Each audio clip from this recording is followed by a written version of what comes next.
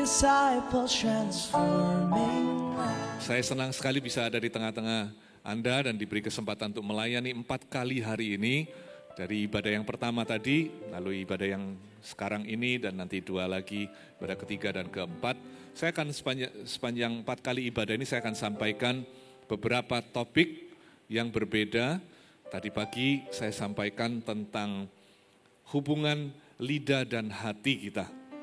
Apa yang kita ucapkan keluar dari hati dan bagaimana kita memahami dan merubah bagian-bagian dalam hati kita supaya kami bisa memancarkan kehidupan yang baik melalui kata-kata kita. Yang ibadah kedua ini saya akan bicara tentang 3 important marriage tips. Ya. Jadi 3 tips yang penting untuk pernikahan. Saya sadar bahwa yang datang belum tentu semua sudah menikah atau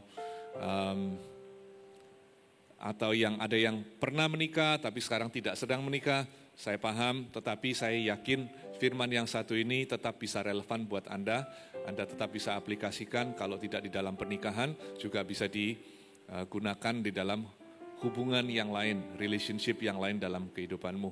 Ibadah ketiga nanti saya akan sampaikan tentang bagaimana kita bisa berubah, sungguh-sungguh berubah, karena saya temukan banyak sekali dan seringkali kita mengalami perubahan tetapi hanya sesaat. Jadi kita akan bahas tentang bagaimana kita bisa truly change, berubah dengan sungguh-sungguh dan lebih permanen. Dan ibadah terakhir nanti saya akan bahas tentang pengampunan, satu hal yang penting dalam kehidupan setiap orang. Kita akan mengerti tentang pengampunan, apa itu dan bagaimana melakukannya. Anda siap mendengarkan firman Tuhan? Buka bersama saya di kitab Efesus pasal yang ke-5 ayat yang ke-33. Efesus pasal yang ke-5 ayat yang ke-33.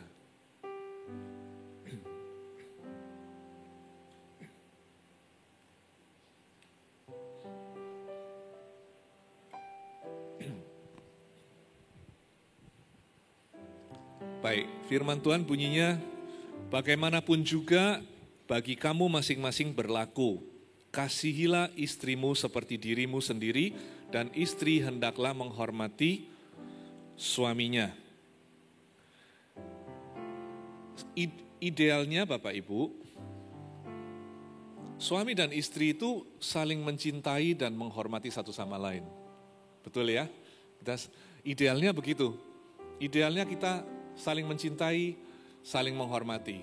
Kalau bukan suami istri pun, hubungan lain, orang tua dan anak, hubungan saudara atau teman, atau di dalam pelayanan, dalam pekerjaan, juga sama. Sebaiknya orang itu saling mencintai dan saling menghormati.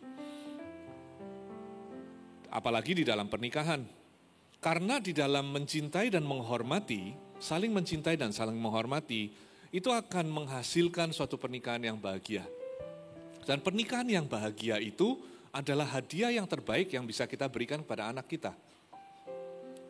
Jadi a happy marriage itu the best gift that you can give to your children. Anak-anak kita itu harus kita wariskan sesuatu. Kalau memang bisa diwariskan perusahaan, bisa diwariskan uang, bisa diwariskan ilmu dan sebagainya. Tetapi yang terbaik adalah kalau kita mewariskan kepada anak-anak kita sebuah pernikahan yang bahagia. Karena itu yang paling penting buat mereka. Tetapi seringkali yang terjadi adalah sebaliknya. Pernikahan itu banyak sekali yang tidak bahagia. Banyak sekali. Statistik menunjukkan bahwa lebih daripada 50% pernikahan itu gagal. Dan yang bertahan pun struggle, ya, kesulitan untuk bertahan, struggle to barely hanging on. Itu statistik yang umumnya ya begitu. Kalau di dunia barat lebih parah lagi. 2 dari 3 pernikahan berakhir di perceraian. Sayangnya begitu. Makanya di dunia barat banyak sekali anak itu bertumbuh di dalam rumah tangga yang hanya satu orang tuanya. Dan kebanyakan hak asuh jatuh ke siapa? Ke mama ya. Jadi banyak sekali itu diasuh di single parent household yang tanpa papa, tanpa ayah. Dan disinilah kita bisa melihat kenapa dunia bergeser gitu. Dimulai dari barat dan tentunya influence-nya terus ke, apa yang terjadi di barat selalu terinfluence ke arah seluruh dunia. Mungkin karena entertainment, karena macam-macam media. Jadi kita bisa lihat anak-anak itu bertumbuh dewasa di single parent household yang dibesarkan oleh seorang mama tanpa ayah di dalamnya. Di sanalah muncul banyak yang namanya gender confusion, kebingungan gender. Ya. Tapi kita tidak bahas itu hari ini. Ya, tapi itu yang terjadi. Dan pada waktu di rumah melihatnya hanya mama, anak laki ngelihat mama saja, anak perempuan melihat mama tapi tidak melihat papanya, jadi itu membuat mereka bingung. Dan mereka di sekolah juga 90% lebih guru itu perempuan juga, jadi akhirnya dunia itu menjadi jauh lebih, masculinity jadi mulai hilang. Dan itu semua disebabkan karena pernikahan yang tidak bahagia. Jadi penting sekali kita untuk mengerti tentang bagaimana supaya pernikahan bisa bahagia. Dan hari ini saya akan berikan 3 tips tersebut. Tapi sebelumnya kita lihat kenapa orang struggle di dalam pernikahan. Kenapa orang kesulitan di dalam pernikahan. Mengapa? Karena hubungan, relationship itu sulit. Relationship is hard. Relationship itu sulit. Karena ada 2 orang, apalagi di dalam pernikahan, ada 2 orang individu yang memiliki karakter kepribadian yang berbeda, tinggal bersama-sama, dan berinteraksi dengan satu sama lain terus-menerus. Dan itu membuat sulit. Yang satu selalu merasa bahwa pergi kemana-mana itu harus hadir 10 menit sebelum sebelum waktunya. Yang satunya merasa kemana-mana hanya butuh waktu 10 menit. Dan mereka menikahi satu sama lain. Ya kan? Makanya di rumah selalu ayo cepet dong, cepet. Yang satunya iya tenang sebentar lagi. Terus yang satunya bilang kamu itu mesti bikin aku telat. Yang satunya bilang kamu itu selalu membuat saya tergesa-gesa. Dan ini 2 orang menikahi satu sama lain. Karena di opposite attract, yang berlawanan itu menarik. Jadi akhirnya orang yang rapi menikahi orang yang tidak rapi. Orang yang barangnya semua lurus menikahi orang yang kaos kakinya satu di sini, kaos satunya di sana. Yang satunya tahu semua di mana, yang satunya kunci selalu hilang gitu. Ya. Saya punya keponakan yang satu rapi sekali, jam 5 pagi sudah bangun. Buku ditata dengan rapi. Tapi kakaknya sudah hilang 50 botol minum di sekolahnya. Jadi begitulah orang yang berbeda, mereka bertemu di dalam pernikahan, mereka bertemu dan itu membuat sulit. Itu yang pertama ya, kenapa sulit. Lalu yang berikutnya adalah pencobaan ada di mana-mana. Pencobaan ada di mana-mana. Betul, Alkitab mengatakan bahwa pencobaan yang kamu alami pencobaan biasa, tidak melebihi kekuatanmu, betul ya? Tapi ingat loh, kekuatan itu hanya ada pada waktu kita menanggung segala sesuatu, ya segala perkara dapat kutanggung melalui Kristus yang memberiku kekuatan. Jadi kalau bukan Kristus yang memberiku kekuatan, maka pencobaan akan terasa sangat berat. Nah, pencobaan ada di mana-mana, memang tidak ada yang baru di bawah matahari. Apa yang sekarang ada dulu juga sudah ada. Makanya seringkali orang bilang jangan punya anak banyak-banyak, jangan punya anak. Karena zaman sekarang itu beda sama dulu, sekarang lebih sulit. Ya antara iya dan tidak. Bagi Anda yang mau punya anak, jangan ragu-ragu, anak itu berkat. Karena dulu zaman Sodom dan Gomora juga saya rasa nggak kalah parahnya dengan sekarang ya. Cuman memang benar, zaman sekarang juga adalah zaman yang sulit. Temptation atau pencobaan ada di mana-mana karena temptation, pencobaan itu lebih mudah diakses sekarang. Lebih mudah diakses. Dulu kalau suami istri mungkin lagi cekcok, berselisih paham satu sama lain, lagi ngambek-ngambekan, lagi silent treatment. Ya. Oh, by the way, silent treatment itu mulainya kapan Anda tahu? Silent night. Silent night mulainya kapan? Silent treatment dimulai pada silent night. Karena waktu itu Yusuf sama Maria cari hotel nggak dapet kan. Terus Yusufnya bilang minta maaf sama Maria. Dia bilang sorry saya nggak booking reservation gitu. Marianya diam aja. Terus dia bilang, Mary please talk to me. Mary, Mary. Dia diam aja. Ya itulah mulai silent night. Setelah silent night, muncul silent treatment. Nah ini suami istri silent treatment gitu. Kalau zaman dulu cekcok, silent treatment, ya sudah nggak apa-apa. Zaman sekarang pencobaan lebih besar karena begitu silent treatment pegang HP ya kan. Nah ini jadi kemana-mana. Ada grup soalnya. Ada grup SMP SMA yang di dalamnya kita ingat. Ini saya pernah suka sama orang ini gitu. Kita chat, apa kabar dan sebagainya. Itu temptation lebih banyak. Akhirnya membuat pernikahan jadi lebih sulit. Lalu yang satu lagi yang paling besar adalah karena di dalam hati kita ada dosa. Di dalam hati setiap kita itu ada dosa. Ya, hati setiap kita itu ada dosa. Nanti ibadah berikutnya saya akan bahas panjang lebar tentang ini. Roma pasal 7. Katanya Paulus, kalau aku mau berbuat yang baik, yang jahat itu ada padaku. Katanya. Jadi kita itu sebetulnya semua kita rata, Anda dan saya. Di dalam hati kita itu ada dosa. Ada benih dosa. Dan di dalam benih dosa, kita ini beda nggak sama serial killer, pembunuh berantai? Beda nggak? Nggak beda. Sama. Hanya dia, serial killer itu dosanya sempat diairi sama dipupuk. Akhirnya jadi. Kita kebetulan tidak. Dosanya dinetralkan di gereja. Setiap kali benih itu mau dipupuk di tempat lain, di gereja dinetralkan, gitu ya. Jadi ada dosa di dalam hati orang, dan dosa ini fokusnya pada satu hal, saya. Dosa itu fokusnya satu, saya. Muncullah rasa berhak, entitled, rasa berhak. Dan muncul merasa berhak ini membuat banyak disagreement, membuat banyak perselisihan dan banyak konflik di dalam hubungan. Ya. Memang ada banyak sekali topik atau subjek yang kita bisa bahas mengenai pernikahan. Kita bisa sentuh topik-topik seperti finansial, mertua versus menantu. Kita bisa sentuh tentang hubungan intim, tentang parenting, tentang lain-lain. Tapi karena waktu kita hanya bisa bahas 3 hal. Jadi 3 hal ini yang akan saya sampaikan pada Anda. Yaitu yang menurut saya adalah paling penting di dalam kita berusaha untuk memelihara pernikahan kita yang bahagia. Kemarin saya bicara dengan Pastor Benny, saya bicara tentang, ya kita harus membangun ini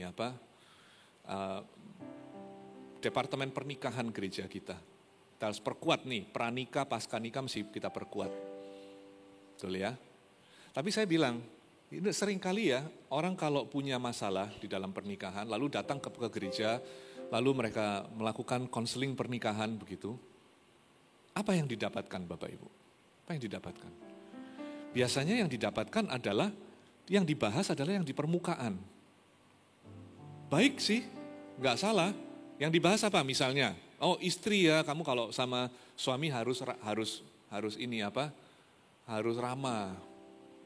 Ya jangan pakai baju tidur terus gitu ya, jangan pakai daster yang usianya sudah 14 tahun itu gitu. Atau laki-laki kita kasih tahu jangan kasar, kalau bicara dijaga. Laki itu perlu dihormati, istri itu perlu disayang. Itu biasanya di permukaan kita bahas semua itu Bapak Ibu. Dan itu penting nggak? Penting. Salah nggak? Enggak. Cuman hasilnya seringkali, apalagi kalau kadang-kadang kita pergi retreat pernikahan gitu. Kita buatkan couples retreat, pergi ke puncak, kita bikinkan couples retreat, pasangan-pasangan semua dibawa ke sana, semua awkward, kaku semua ya kan. Lalu di sana diajari, dipisahkan yang pria sama pria, yang wanita sama wanita. Terus diajari kamu harus jadi perempuan seperti apa, kamu harus jadi suami seperti apa, kita kasih tahu do and don'ts. Lakukan ini, jangan lakukan itu. Menurut saya semua itu baik. Tapi biasanya yang akan terjadi adalah di waktu retreat itu semuanya manis dan enak karena disuruh nulis surat, disuruh pegangan tangan, disuruh saling bertatap mata gitu ya kan. By the way kalau kayak gitu lucu loh itu ya, kita bisa melihat yang pria semua rasanya geli semua soalnya. Ya.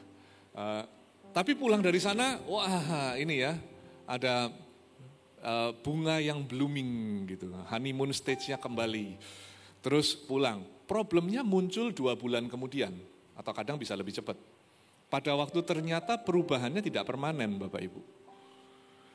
Muncul rasa marah yang lebih justru dibanding sebelumnya. Karena sekarang kita mikirnya kamu sudah ikut retret loh. Tapi masih sama saja bahkan lebih parah dari dulu. Mungkin ya nggak lebih parah, tapi karena ekspektasi kita semakin tinggi, kita merasa bahwa dia tidak berubah. Jadi di sana muncul rasa jengkel, rasa benci yang lebih. Rasa kecewa minimal yang lebih. Akhirnya ekspektasinya jadi semakin besar. Gitu. Karena kita punya ekspektasi lebih kepada orang yang kita pandang dia tahu. Nah, 3 tips yang penting. Yang pertama adalah apa? Kalau bagi saya lebih penting kita lihat akarnya. Yang pertama adalah kalau mau pernikahanmu bahagia, yang pertama turunkan ekspektasi. Turunkan ekspektasi.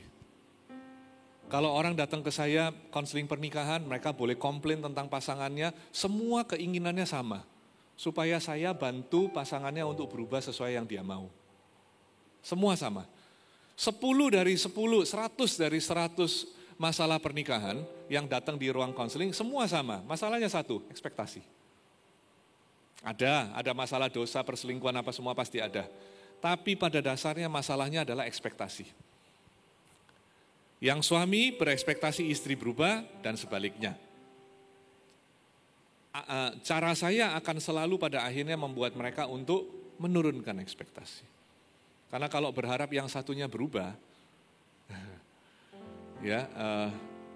kemungkinannya lebih kecil daripada Anda yang berubah.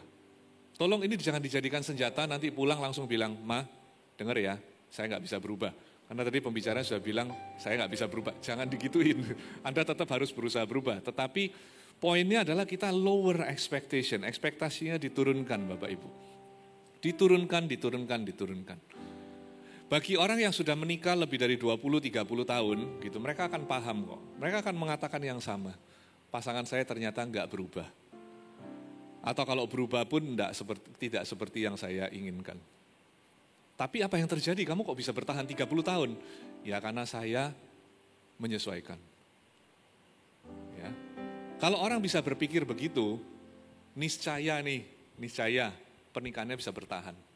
Kalau pernikahannya bisa bertahan, apalagi bisa bahagia, itu adalah hadiah yang baik yang Anda bisa berikan kepada anak-anak, betul? Nah kebanyakan orang yang, ini bicara di dunia barat aja ya, bicara di dunia barat. Kebanyakan di dunia barat apa yang terjadi, kenapa pernikahannya kandas? Kebanyakan. Ya karena entitlement, budayanya adalah budaya entitled. Ada 2 tipe masyarakat Bapak Ibu. Satu yang mementingkan society atau masyarakatnya secara whole, yang satunya yang mementingkan individualistik, individunya. Di budaya yang mementingkan society, kita akan mementingkan secara keseluruhan bagaimana sistem budaya itu bekerja. Artinya kita akan memperhatikan nih, saya akan bertahan dalam pernikahan karena apa kata orang kalau saya cerai kayak gitu. Ya, biasanya yang begitu secara individu sedikit menderita. Oke, secara individu sedikit menderita. Makanya harus dibetulkan. Tetapi sebaliknya di budaya yang mementingkan individu, society-nya yang menderita. Individunya yang penting saya happy. Yang penting saya happy. Jadi kalau kita sudah nggak cocok, irreconcilable differences, cerai. Tapi society-nya yang chaos. Secara whole society-nya yaitu 70% pernikahan hancur, anak-anaknya kebanyakan ditanyai sudah orang tua nggak ada yang utuh. Kayak gitu. Secara society mereka collapse. Kita secara society mungkin lebih utuh, tapi secara individu belum tentu happy. Kayak gitu. Ya. Tapi itu tadi ekspektasi adalah menjadi masalah pertama. Jadi harus diturunkan ekspektasinya. Bapak Ibu tahu bahwa pernikahan itu mengalami musim. Seperti kalau kita tinggal di negara yang ada 4 musim, ya, itu maka ada musim ya, ada musim semi, musim panas, musim gugur, lalu ada musim dingin. Pernikahan itu mengalami 4-4-nya Bapak Ibu. Ya, kecuali kalau kita tinggal di Indonesia, kita cuma ada 2 musim, betul. Apalagi kalau Anda di Surabaya, ya please datang ke Surabaya, silakan hari-hari ini. Musimnya cuma ada 2. Panas dan keterlaluan panasnya, cuma 2. 41 derajat, 38 derajat, keterlaluan banget. Ya, AC itu kayak AC rusak gitu. Pasang 2 itu masih enggak kerasa dinginnya. Entah mataharinya yang pindah atau kita geser dikit mendekat, saya nggak tahu. Tapi panas. Dan musim itu ada 4, jadi pernikahan itu mengalami pertama mulai dari musim semi. Ya. Semuanya bersemi, semuanya indah, itu namanya honeymoon stage. Wah indahnya, masih ingat itu? Masih ingat? Ada yang bilang nggak ingat tuh, terlalu lama soalnya. Biasanya mulai dari musim semi, lalu dia akan bergeser ke musim panas, ya. Di mana ada sedikit friction, ada sedikit panas, ada sedikit nggak enak, tapi semua masih indah. Bunga masih blooming, asalkan kita airi, maka tanamannya akan indah. Tapi nanti akan bergeser ke musim gugur, musim fall, di mana kepercayaan gugur, perasaan gugur. Tapi jangan khawatir, kalau Anda bertahan akan lebih parah, masuk ke musim dingin. Musim dingin itu perang dingin, ya, perang dingin di sana. Itulah di mana terjadi perceraian itu di sana, terjadi kalau tidak bisa bertahan terjadi perpisahan, separation, perceraian, perkelahian, salah paham apa semua paling memuncaknya di sana. Tapi kalau ini bisa bertahan nanti dia bisa kembali ke musim semi lagi. Dan dengan kita latih, kita belajar, kita mengandalkan Tuhan, musim yang diharapkan adalah musim seminya semakin panjang. Musim panasnya juga cukupan gitu, lalu musim gugurnya pendek-pendek saja ya. Itu hanya ada episode-episode saja. Tapi itulah musim di dalam pernikahan. Itu the short seasonnya seperti itu. Sepanjang tahun ada 4 musim yang berganti. Tapi the long season itu juga dimulai dengan ekspektasi, covenant making, lalu disillusionment, mulai kebingungan. Tapi pada akhirnya menjadi growing fulfillment. Kalau Anda bisa bertahan menikah cukup lama, ada satu fulfillment yang terjadi. Meskipun pasangannya belum tentu berubah sesuai yang Anda mau. Tapi Anda bisa fulfill. Ya, seperti papa mama saya sudah menikah 50 tahun. Ya, sudah menikah 50 tahun. Ya, saya melihat mereka growing fulfillment di sana. Pernikahannya sempurna tidak, tapi ya saya cukup bersyukur saya bisa mengatakan saya nggak pernah lihat mereka bertengkar sekalipun. Ini ngomong bukan bukan membanggakan gimana. Karena saya dari kecil di luar negeri, jadi saya nggak kelihatan mereka. Tapi they were doing good ya, they were doing good. Growing fulfillment. Sudah tua, saya lihat mereka jalan pagi, jalan gandengan berdua. Ya, sama-sama lemahnya. Gitu ya. Tapi jalan dari kadang-kadang pas keluar rumah, kelihatan papa mama lagi jalan. Jalan berdua, growing fulfillment. Makanya ada ini kan, pernikahan itu dimulai dari passionate love, cinta yang bergairah. Setelah sekian lama akan menjadi companionship love. Companionship, bersamaan, saling menemani. Itu musim-musim. Nah, itu bisa survive. Musim-musim itu bisa kita survive dan kita bisa lalui jika kita yang pertama-tama menurunkan ekspektasi. Turunin ekspektasi. Ada hal-hal yang memang tidak bisa diturunkan, ya. Misalnya kalau pasangan Anda mukul, itu jangan. Ya. Kalau pasangan Anda terlewat kasar, tidak ada beberapa yang perkecualian. Tapi secara umum turunkan ekspektasi. Turunkan ekspektasi. Itu yang pertama ya. Karena ekspektasi kita pada waktu kita menikah, itu kita ekspektasi dimulai dari apa? Kita mempunyai kebutuhan untuk affection, ya, untuk intimacy, kita punya kebutuhan untuk conversation, berbicara, punya partner bicara, financial security. Ada orang yang menikah juga punya ekspektasi karena mereka mau menghindari rumah di mana rumah asal mereka. Jadi merasa bahwa dengan menikah ini adalah jalan keluar. Aku pada akhirnya bisa keluar dari rumah di mana papa mama sering berkelahi dan sebagainya. Oke. Ada lagi yang menikah dengan ekspektasi punya social acceptance, diterima secara sosial. Lalu kebutuhan juga untuk keluarga, kebutuhan untuk companionship. Nah, semua ekspektasi ini sebetulnya reasonable saja, sah-sah saja. Dan ini seringkali adalah God-given desires, keinginan atau kebutuhan yang datang dari Tuhan. Hanyalah masalahnya muncul pada waktu kita mengejar semua kebutuhan ini dengan strategi-strategi yang jangka pendek dan dengan motif-motif yang salah. Padahal Tuhan punya ekspektasi yang berbeda melalui pernikahan kita. Tuhan itu berekspektasi bahwa pernikahan, melalui pernikahan, kita akan dimampukan untuk melayani orang lain. Kalau di dalam sinful nature kita, alami kita yang penuh dengan dosa ini, kita minta orang lain untuk melayani kita. Tetapi itu ekspektasi kita. Tetapi ekspektasi Tuhan adalah di dalam pernikahan kita diajari untuk melayani orang lain. Di dalam parenting juga loh Bapak Ibu. Kalau Anda yang punya anak, Anda harus mengerti ya, bahwa parenting itu mengenai anak itu, bukan mengenai perasaan kita. Jadi kita bisa parenting dia dengan lebih baik. Kalau kita tahu bahwa parenting itu mengenai anak tersebut. Di dalam pernikahan juga. Dan Tuhan juga punya ekspektasi bahwa di dalam pernikahan, melalui pernikahan kita akan menjadi orang-orang yang lebih baik. Ya. Dan Tuhan punya satu lagi ekspektasi, yaitu melalui pernikahan kita bisa diajari tentang suatu roh yang penuh dengan kasih yang bisa di-sharekan dengan suami dan istri. Maksudnya Tuhan tuh punya ekspektasi bahwa marriage itu akan put you under the mutual spirit of love. Oke, itu yang pertama. Anda masih mengikuti saya? Pertama ya, apa tadi? Turunkan ekspektasi. Sekarang yang kedua, ini tidak kalah penting, yaitu pernikahan adalah persatuan antara dua orang yang pandai mengampuni. Pernikahan adalah persatuan antara dua orang yang pandai mengampuni. Marriage is a union of two good forgivers. Ini quote oleh Ruth Bell Graham, istri daripada Billy Graham. Dia menulis quote ini. Pernikahan adalah persatuan antara dua orang yang pandai mengampuni. Mengampuni adalah satu komponen yang penting sekali di dalam pernikahan yang bahagia. Kenapa? Karena kita harus terus-menerus mengampuni pasangan kita dan sebaliknya. Harus terus-menerus mengampuni. Karena pasangan kita akan dengan sengaja maupun tidak terus melukai kita Bapak Ibu. Jadi pengampunan harus ada di dalamnya.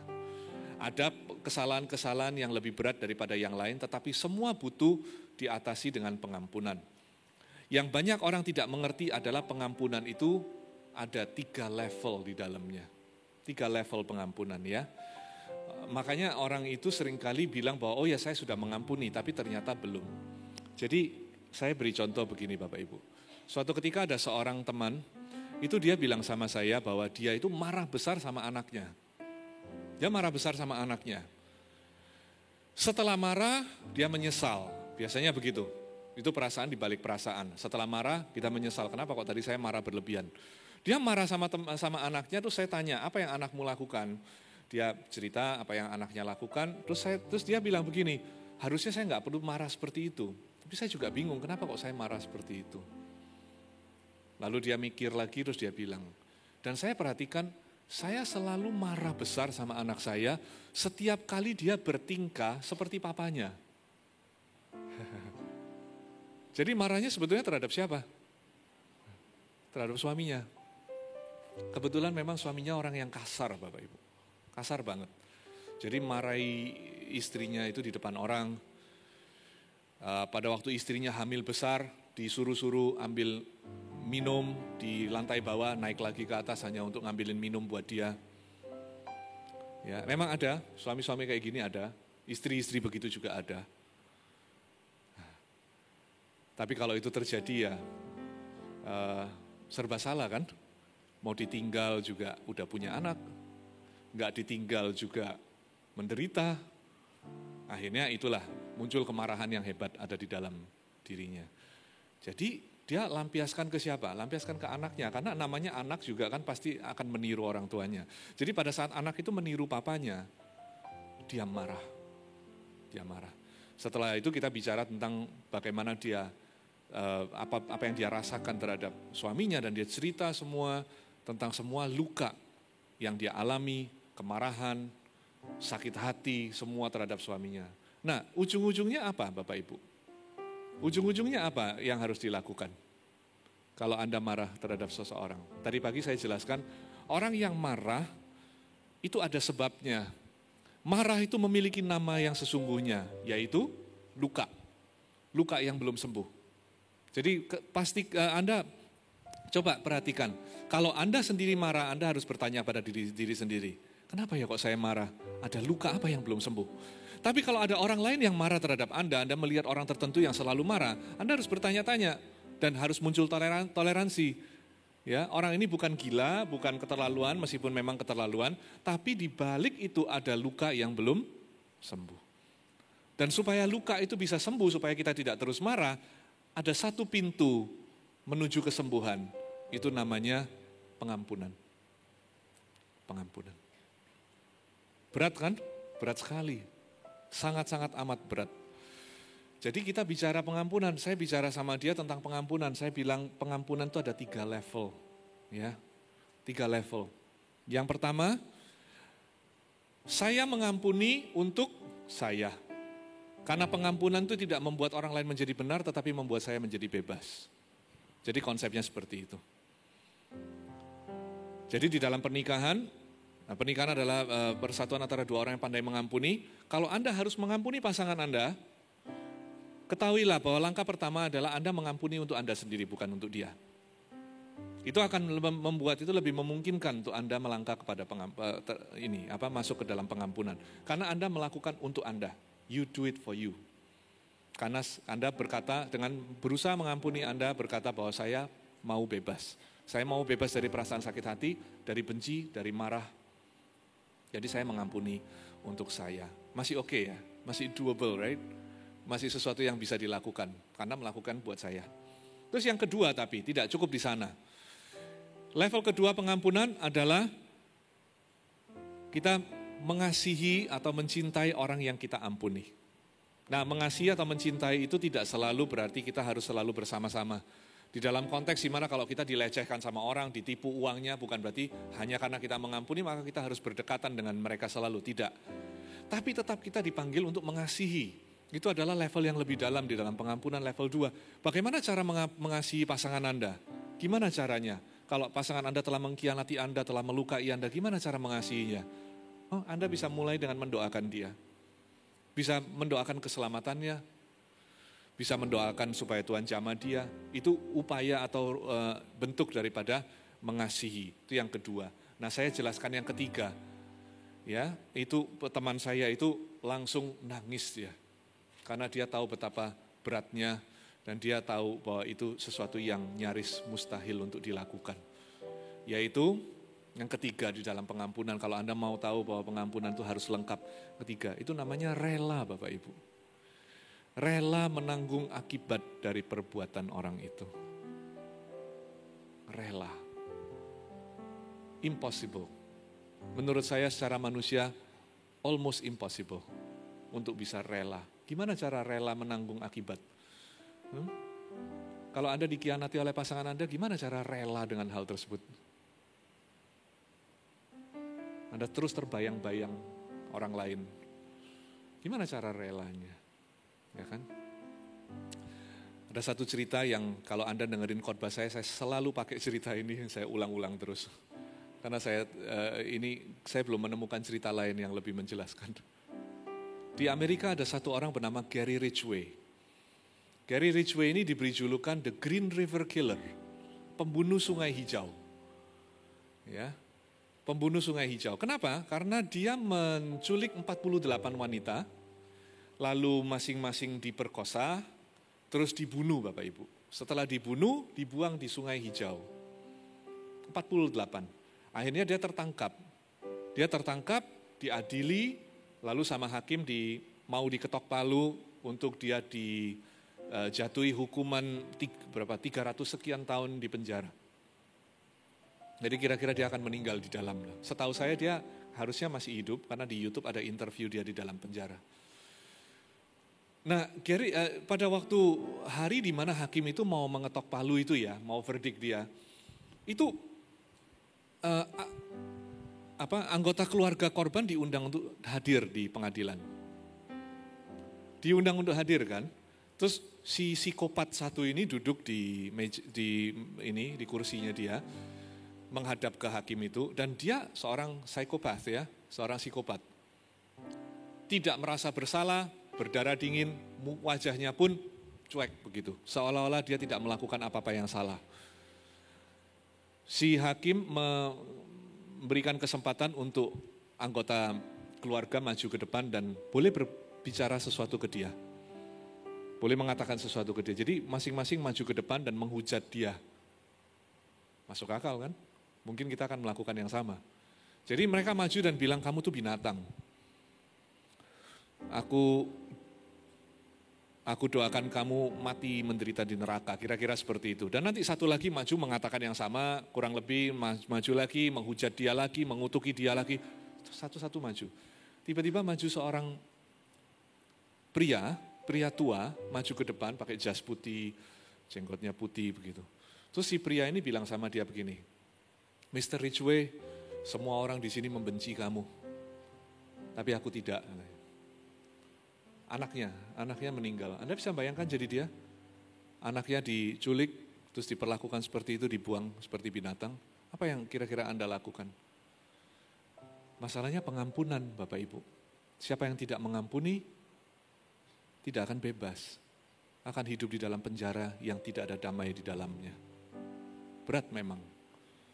Saya bisa khotbah begini dengan mudah, belum tentu saya bisa melakukan dengan mudah.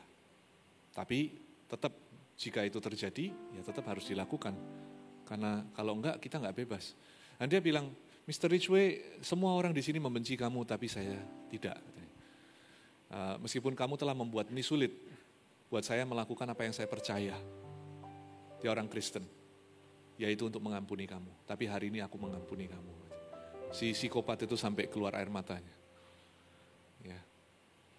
Nah itu namanya rela menanggung akibat dari perbuatan orang lain. Itu tingkat pengampunan paling dalam. Dan sebaiknya itu terjadi di dalam hubungan suami istri. Karena saya yakin suami istri dimanapun, siapapun Anda, sekian banyak orang, saya yakin kalau saya bertemu dengan 100 pasangan di sini, saya yakin 100-100-nya saling melukai satu sama lain. Dan supaya pernikahanmu bisa bertahan dan bahkan bisa bahagia, ini komponen penting. Dan si teman saya yang tadi saya cerita itu, waktu saya bilang begitu dia nangis, dia bilang bagaimana caranya, saya teringat semua hal yang suami saya lakukan. Sulit katanya, sulit. Wah, sulit sekali ya. Hanya ada satu cara Bapak Ibu, yaitu kalau kita sendiri memahami apa yang terjadi di atas kayu salib. Harusnya kita yang bergantung di sana, tetapi dia rela menanggung akibat daripada perbuatan kita. Kalau kita berpegang pada itu, semoga kita bisa memberikan kemurahan kasih karunia sebagian saja. Itu seperti dibebaskan hutang 10 miliar, tetapi sekarang ada orang bersalah kepada kita 1 miliar, kita harus kita berikan. Ya, jadi nomor 3, rela itu tidak bisa dilakukan kalau kita tidak mengerti apa yang terjadi di kayu salib. Kalau kita tidak mengerti Injil, kita nggak akan bisa melakukan, pasti. Tapi itu harus dilakukan. Jadi siapapun di sini, sambil Anda duduk, coba bercermin di dalam dirimu, reflecting, do a little reflecting, lihat, apakah aku ada sakit hati sama pasanganku. Dan hari ini saya berharap Anda pulang dari tempat ini terjadi pengampunan. Nanti Roh Kudus yang bantu ya. Yang ketiga, yang terakhir, tips yang terakhir tentang bagaimana supaya pernikahan itu bisa bahagia. Buka bersama saya di kitab Mazmur pasal yang ke-90. Kita lihat Mazmur pasal yang ke-90.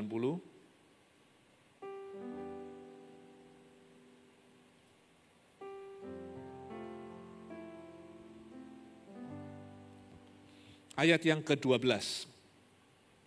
Firman Tuhan berkata, ajarlah kami menghitung hari-hari kami sedemikian, hingga kami beroleh hati yang bijaksana. Ya. Ajar kami menghitung hari-hari kami sedemikian, supaya kami beroleh hati yang bijaksana. Yang ketiga adalah, mengertilah bahwa pasanganmu besok belum tentu bangun. Mengertilah bahwa pasanganmu besok belum tentu ada. Oke. Jadi daripada terus jengkel dengan keberadaan dia,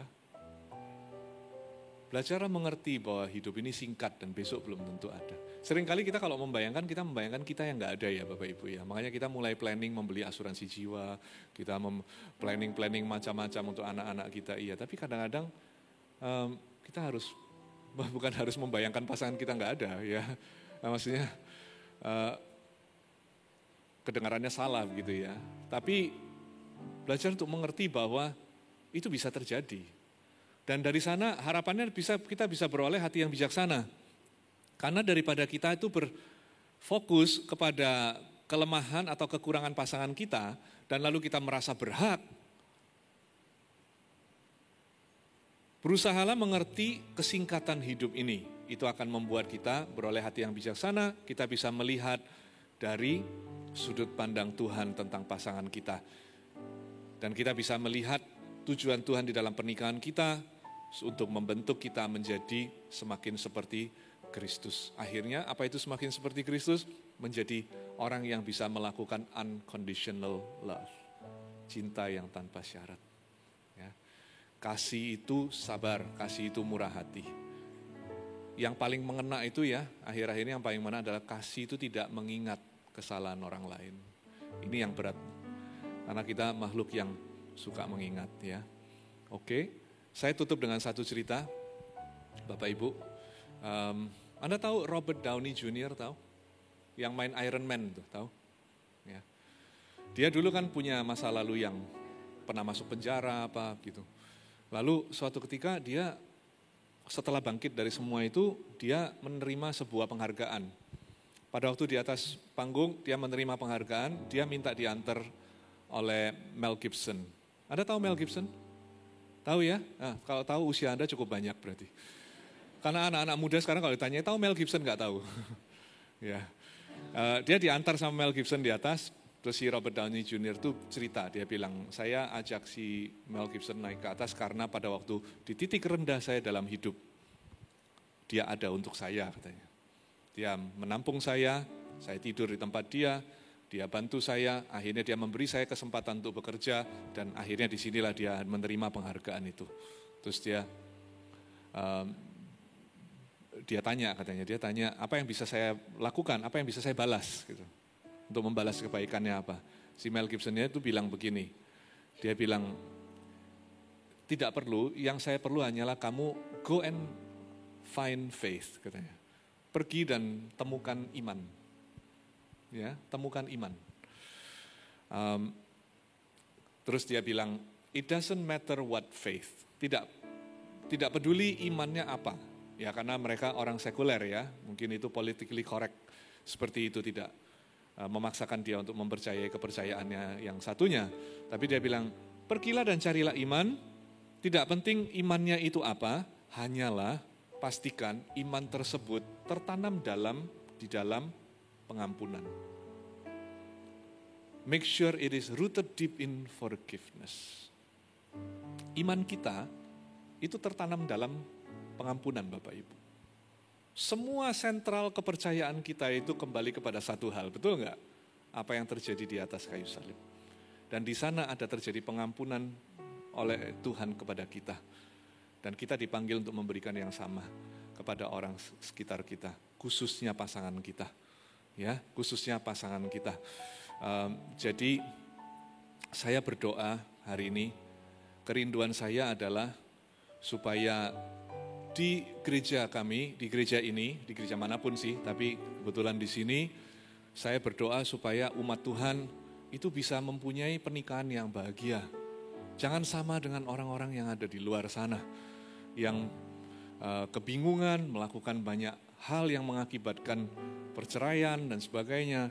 Saya berdoa kita di sini mempunyai pernikahan yang kuat. Amin Bapak Ibu. Jadi 3 poin tadi. Yang pertama, Simple saja, pertama nanti pulang dipikir, kalau mulai mau berekspektasi berlebihan, turunkan. Kalau kesulitan untuk mengampuni, belajar untuk mengampuni. Kalau Anda masih tetap kesulitan, datang kepada seseorang untuk membantu Anda, untuk yang bisa menuntun Anda untuk mengampuni. Dan yang ketiga, belajar untuk menghitung hari-harimu ya, apalagi hari-hari pasanganmu. Jadi belum tentu selalu dia selalu ada. Saya tutup lagi dengan satu cerita deh, ya beberapa 1 bulan yang lalu, 1-2 bulan yang lalu, saya dan istri saya pergi ke Kanada menjenguk pendeta kita, pendeta kita ya, pendeta Sony Mandagi namanya, ya pendeta yang membaptis saya, membaptis kakak saya, memberkati kami menikah dan kita mengasihi mereka, sangat-sangat mengasihi. Tapi waktu itu istrinya sakit, Bapak Ibu, istrinya sakit kena kanker. Jadi kita ke sana sebetulnya untuk say goodbye. Berat banget. Itu salah satu hal yang paling berat yang kami pernah lakukan.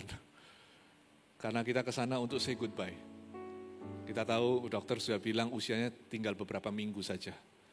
Jadi kita datang ke sana, kita witness sendiri. Kita witness ini pernikahan mereka 25 November ini. Pernikahan mereka ke-33.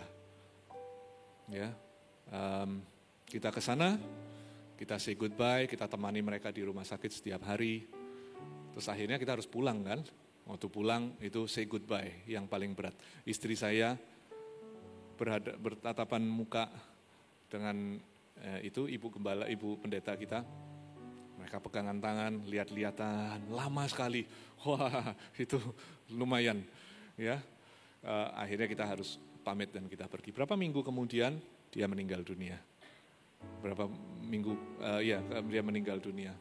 Jadi sekarang our beloved pastor itu sendirian, menjalani hidup sendirian. Saya ngomong kayak gini bikin Anda depresi enggak? Enggak ya, padahal itu tujuan saya. Ya, Anda harus membiasakan kalau saya khotbah selalu begitu, membuat orang sedikit depresi. Tapi kenapa? Karena saya tahu di akhirnya ada harapan. Saya akan selalu akhiri dengan harapan. Ya, saya melihat perjalanan pendeta saya itu. Bagaimana sekarang dia sendirian. Tahu nggak pada waktu di rumah sakit, mereka berdua setiap hari baca apa? Baca Roma pasal 8. Ibu gembalanya bilang bacain lagi, read again. Baca lagi. Jadi berdua di sana baca Roma pasal 8. Di situ letak pengharapan kita. Oke. Ini kerinduan saya dan saya berdoa Anda bisa selagi diberi kesempatan sama Tuhan, pasangan suami istri, di-cherish yang baik, dipegang yang baik. Jangan bingung dengan hal-hal kecil lah ya, yang dia suka telat lah, dia banyak kekurangannya, tapi belajar untuk melihat dari sudut pandang yang lain. Amin. Saya berdoa supaya pernikahan di tempat ini semakin kuat, jangan ada yang bercerai. Kalau ada yang berpikir untuk bercerai, pikir lagi berkali-kali. Dimulai dengan demi anak. Oke. Tapi bagaimana dengan saya? Ya sudah, nanti kamu cari kesembuhan. Tapi demi anak dulu. Making disciples transforming